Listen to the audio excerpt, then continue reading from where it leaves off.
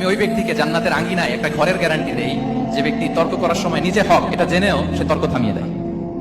অনেক সময় হয় না, অনেকে পায়ে পাড়া দিয়ে ঝগড়া করতে আসে, এরকম আসলে নাই? আপনি চুপচাপ দেখবেন একটা বাজে কমেন্টস করতেছে, আবার কমেন্টের নিচে কমেন্ট, আবার গালি, হ্যাঁ আছে না এরকম? বিষ্ণু বলেন নিজে হক এটা জানার পরেও আর যাতে তর্ক না বাড়ে, যে তর্ক থামিয়ে দেয় জান্নাতের আঙ্গিনায় তাকে আমি একটা ঘরের গ্যারান্টি দেই। ওবিবাইতিন ফি ওয়াসাতিল জান্নাতি লিমান তারাকাল কাযিবা ওয়া ইন কানা মাযিআন। আর ওই ব্যক্তিকে আমি জান্নাতের মাঝখানে একটা ঘরের গ্যারান্টি দেই যে ব্যক্তি কৌতুক করার সময়ও মিথ্যা পরিহার করে। করতেছে কৌতুক, ফান করতেছে, আর ইজ কিডিং, ফান করে, কৌতুক করে, কিন্তু কৌতুকের সময় সে মিথ্যা বলে না।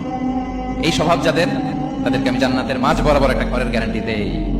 এরপর বিষ্ণু কি বলে দেখেন, তিনি বলেন ওবিবাইতিন ফি আ'লাল জান্নাতি লিমান হাসানা খুলুকাহু। আর জান্নাতের একেবারে হাইস্ট পিক অফ প্যারাডাইস, জান্নাতের সর্বোচ্চ স্তরে আমি একটা ঘর বা একটা বাসভবনের গ্যারান্টি ওই ব্যক্তিকে দেই যে তার আচরণটা সুন্দর করেছে, যে সুন্দর আচরণের অধিকারী হয়েছে, তাকে জান্নাতের হাইস্ট পিকে আমি একটা বাসভবনের গ্যারান্টি দেই। তাহলে বলেন তো আমাদের আচরণটা সুন্দর করার দরকার আছে না নাই? এটা খুব ছোটখাটো একটা আমল, তাই না? কথা বলেন দক্ষিণ কোরিয়া প্রবাসী ভাইরা, আওয়াজ করে বলেন এটা কি ছোট আমল?